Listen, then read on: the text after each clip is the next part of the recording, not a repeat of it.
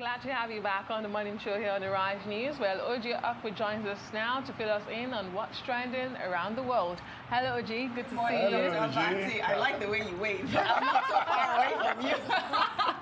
How was your weekend? Yeah, great. Fantastic. Yes. Well, great. Happy What's Monday. trending? All right, we'll begin in Nigeria with the remarkable story of a boy that was abducted in Kano State for the sole purpose of assisting blind beggars. Samuel Abdulrahim was only 7 years old when he was abducted from his family home and had no recollection of how he was kidnapped. His family were told he had gone outside to ride his bicycle. They will not see him again for another 6 years. One December morning, Samuel miraculously led a beggar to his sister's stall where she was attending a church service over 900 kilometers away from his home. His inspirational story has been shared on the internet in hopes that people will pay more attention to beggars and the children who often guide them. I mean, this is such an inspirational story. I've always said it to people when I see beggars on the street. I always say you never know the condition. It's been so politicized in a way that people think that beggars are just there to make money. But there are other stories, there are other things that happen with people, and you know, their stories are are meant to be told this way so that, you know, people can really see beggars in another light. Also, especially the children that are on the streets, because sometimes I don't believe mothers or, you know, people just want their children out there to, you know, be on the streets begging. I don't know anybody who would want that. I don't agree with you that it's an inspirational story. I think so. No, I don't think so. I think it's a good piece of journalism. And I would like to congratulate Adara Tricia Nwabwane, who is the author of the story. Yes. You know, she's you know, a very good novelist, but this is an award-winning piece, you know, of investigative journalism, reaching from a human angle. But the story, rather than seeing it as inspirational, I think it's very sad, it's very depressing. Yes. It's a story you read and it touches, you know, your very being. Yeah. Because this is about the vulnerability of children, of the Nigerian child, you know, and the kind of risks that the you know, unsafe environment in which we have found ourselves exposes children to. This child was abducted for a whole 6 years and brought down all the way to Lagos, 900 kilometers away from his location. And when you read the story of what he went through, you know, being used as you know, as a lead for beggars for 6 years, a woman who is probably a mother herself, using other people's children for commercial purposes, stolen children. Now, it was only by accident, by a stroke of luck and fate, that her sister, you know, stumbled upon her and he was rehabilitated. Only God knows how many children are out there who are being used, who are, because it's a case of child slavery. So doesn't this inspire you to look at children differently on the streets? No, this one should be, you know, something that should motivate action on the part of government. Absolutely. Maybe government, you know, should start monitoring all these children that we see on the streets. You know, they are going through slavery. That's exactly. In his own case, you know, he survived it. Yes. You know, he was rehabilitated. Then maybe his own story is probably one out of about 100 without happy ending. And the story continues to say, you know, he had no recollection of how he was kidnapped. He only remembered just the train ride from his home to the location where there was also an indication of voodoo being used. That's what I mean. You know, so if there are locations like this where children are being kept and they are not going to school, you know, that should result in investigation. Yes, and I think this should be apprehended. This story should be shared a lot more. You cannot help but wonder, after reading that story, I mean, I had goosebumps, how many Samuels we have out there. You know, I think government should take a closer look at the beggars. It calls the question, you know, it speaks volume to the issue of child trafficking, child slavery in Nigeria. Sometimes we think that child trafficking is just across our shores, over the shores. No, it's within. Yes. You see, these children have rights to education, rights to health, but you see them on the streets and everybody drives past like there's nothing happening there. Yeah, okay. I think, you know, for me, I also think that it's some sort of business, organized crime that is going on. And I think that there should be more investigation to this case, this Samuel's case especially, there should be a way that we could find this one woman who has this camp with children. Remember that his sister also felt bad, saying that, I really was, just looking out for my brother because, Samuel just told me about a boy that was brought in a day before he left. Yes. And the boy was crying profusely that day, and then the next day he just was mute. He was completely fine. So, like you rightly said, some sort of voodoo or something is also being used on these children, these poor children. There's another side to his story, which is not properly grounded in the narrative, which is that, after his rehabilitation, he eventually went to school, secondary school. He finished early. Brilliant. He turned out to be a brilliant child. Then he got admitted to Ahmadu Bello University to study chemical engineering.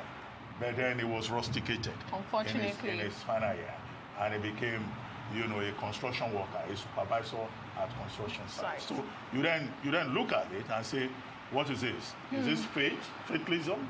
Is it destiny? How come at every point in his life, there's a setback. Yes, there is a setback.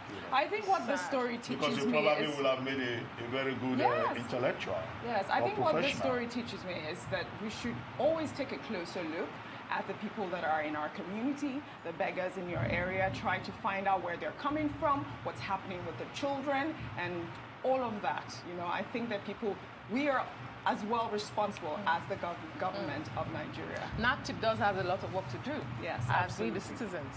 Absolutely. Well, let's go over to the U.S. Seniors graduating from Morehouse College in Atlanta, Georgia, got a surprise yesterday when a billionaire investor announced that he would pay off the student loan debt for the graduating class. Robert F. Smith is the richest black person in America, an alumni of the historical Black College. He was given an honorary degree when he made the announcement during his commencement speech. The announcement was met with a standing ovation and chants of MVP. The total amount covered for the 396 students is up to $40 million. I wonder if we have a video. No, this is an inspiring story. This is an inspiring story. This is amazing. Yes. Student loan is a nightmare for a lot of students in America, and just find that one person would do this. It should be emulated. Yes, in fact, the president of the college said that this is a liberation gift, because a liberation gift, as he defined it, means that look, many of these students they have credits to take care of for the rest of their lives, having taken loans. And then for somebody to come and just write it off, I mean, it's an absolutely kind gesture and an exemplary act of philanthropy. And this is not the first time that Robert Smith will do this. He has a foundation which also has been providing support for colleges and the underprivileged. And I think that his example is something that is worthy of recommendation to other rich persons. But in talking about helping these young people to go forward, you also need to read the testimonies of the beneficiaries themselves, and they are excited. In fact, one of them said, this is the best thing that could ever happen to him. It's the best graduating gift anybody can get. With some of those students owing up to about $90,000. Yeah, that is the American story of all Americans graduating from school. The student loan issue is a very big issue because it does not make you think about anything else but just paying off your debt. I mean, can you imagine how much greater you can be if you don't have that growing up as a man in America? So I think it's such a remarkable gesture from him, and we must congratulate him. And he went on to say that it shouldn't stop here. We should all continue to inspire our community and continue to do this for every graduating class. All right, we'll head over to the UK. The Duke and Duchess of Sussex have shared behind-the-scenes images from their big day at Windsor Castle as they celebrate their first wedding anniversary. The couple, who recently celebrated the birth of their son, shared a video on their Instagram account, Sussex Royal, which showcased a collection of unseen shots from the trailblazing wedding over a year ago.